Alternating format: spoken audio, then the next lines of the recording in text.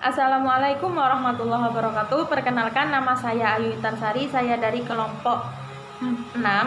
Di sini saya bersama rekan saya yaitu Mbak Uswatul Malihah dan Mbak Eka Maristiana. Baik, di sini kami akan mempresentasikan hasil makalah dari kelompok kami, yaitu makalah dengan judul Interaksi Psikologi Antara Dai dan Mad'u. Baik, untuk mempersingkat waktu, saya akan menjelaskannya. Jadi yang pertama yaitu pengertian interaksi. Menurut KBBI, interaksi adalah hal yang saling melakukan aksi, berhubungan, atau mempengaruhi. Interaksi adalah suatu bentuk hubungan antara dua orang atau lebih di mana tingkah laku seseorang diubah oleh tingkah laku orang lain. Nah, di sini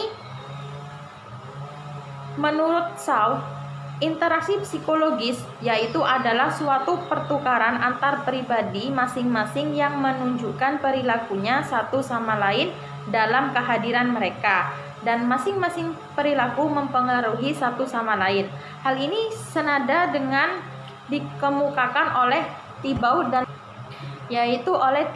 dan Kele bahwa interaksi psikologis sebagai peristiwa saling mempengaruhi satu sama lain. Nah, ketika dua orang atau lebih hadir bersama, mereka menciptakan suatu hasil satu sama lain atau berkomunikasi satu sama lain. Baik, yang selanjutnya adalah interaksi sosial. Nah, interaksi sosial diartikan sebagai suatu bentuk hubungan antara dua orang atau lebih di mana tingkah laku seseorang diubah oleh tingkah laku orang lain. Yang kedua yaitu pengertian dai.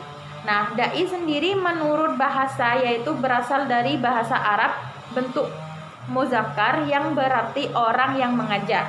Jadi yang dimaksud dai di sini adalah seseorang yang mengajak orang lain baik secara langsung maupun tidak langsung melalui lisan ataupun tulisan.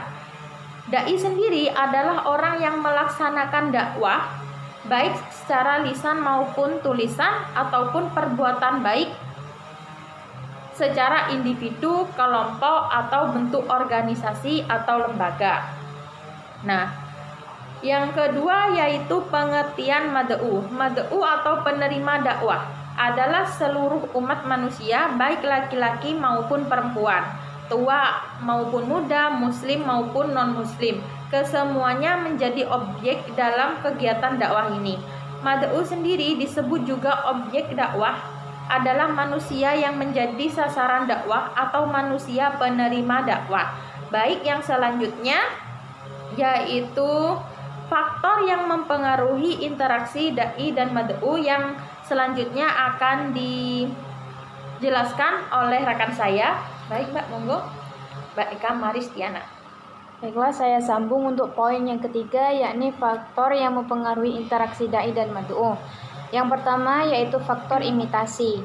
Faktor dasar dari interaksi sosial yang menyebabkan keseragaman dalam pandangan dan tingkah laku orang banyak. Nah, yang dimaksud dengan proses imitasi adalah seperti meniru atau ikut-ikutan. Dan proses ini diawali oleh timbulnya sebuah gagasan atau keyakinan baru di dalam masyarakat sebagai perangsang pikiran. Yang kedua yakni faktor sugesti. Suatu proses di mana seseorang individu dapat menerima suatu cara penglihatan atau pedoman tingkah laku dari orang lain tanpa kritik terlebih dahulu.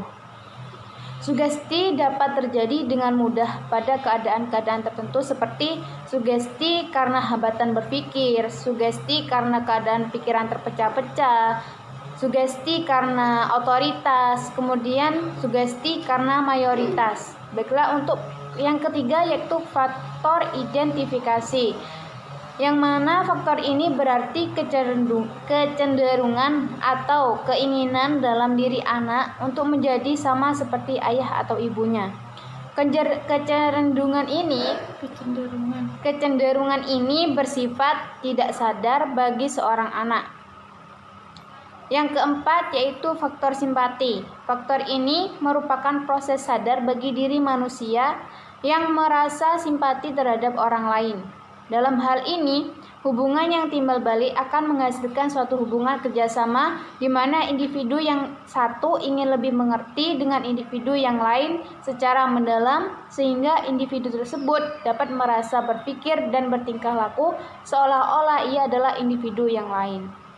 Kemudian untuk poin yang keempat yaitu bentuk-bentuk interaksi da'i dan mad'u.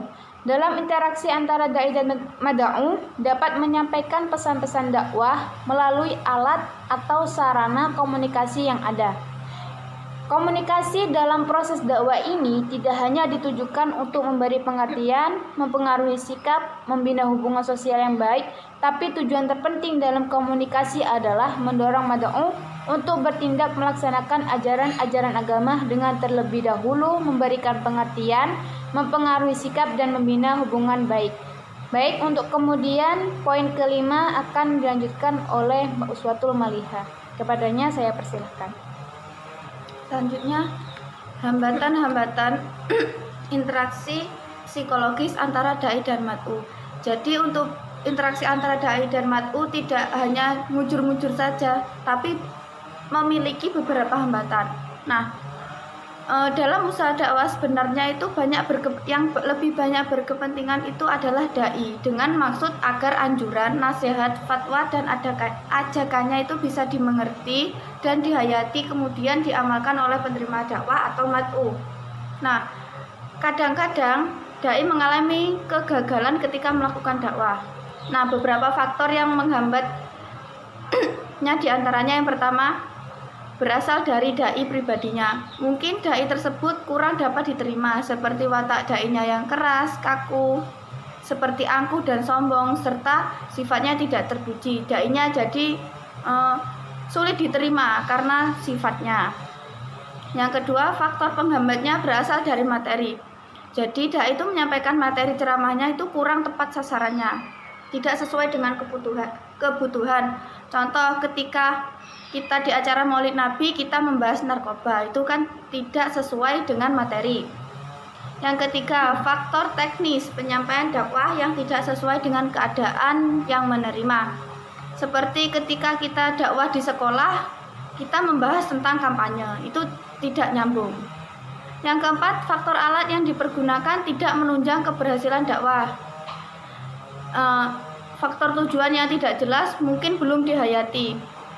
Yang kelima, faktor yang kurang dipahami dan dihayati sebelumnya sehingga dakwahnya itu bukan merupakan refleksi dari dasar dakwah dan tidak berpijak pada dasar-dasar yang kuat dan dapat dipertanggungjawabkan. Seperti ketika kita menyampaikan dalilnya itu kurang kuat. Yang keenam, hal-hal yang mencakup semantik, yaitu pengertian kata-kata yang seringkali mengandung arti berbeda yang dimasukkan oleh penyampai pesan. Seperti da'inya itu menyampaikan sesuatu tentang A, tapi mad'unya itu ngertinya tentang B, jadi tidak relevan dan tidak sepaham pengertiannya. Yang ketujuh, hal-hal yang mencakup pengalaman, yakni pengalaman yang telah sering kali menjadi penghambat komunikasi yang efektif. Dalam keadaan seperti ini, seseorang sering menafsirkan berbeda terhadap suatu keterangan akibat pengalaman yang berbeda. Yang terakhir, yang kedelapan, safe image yang bertahan atau tertutup pada perubahan.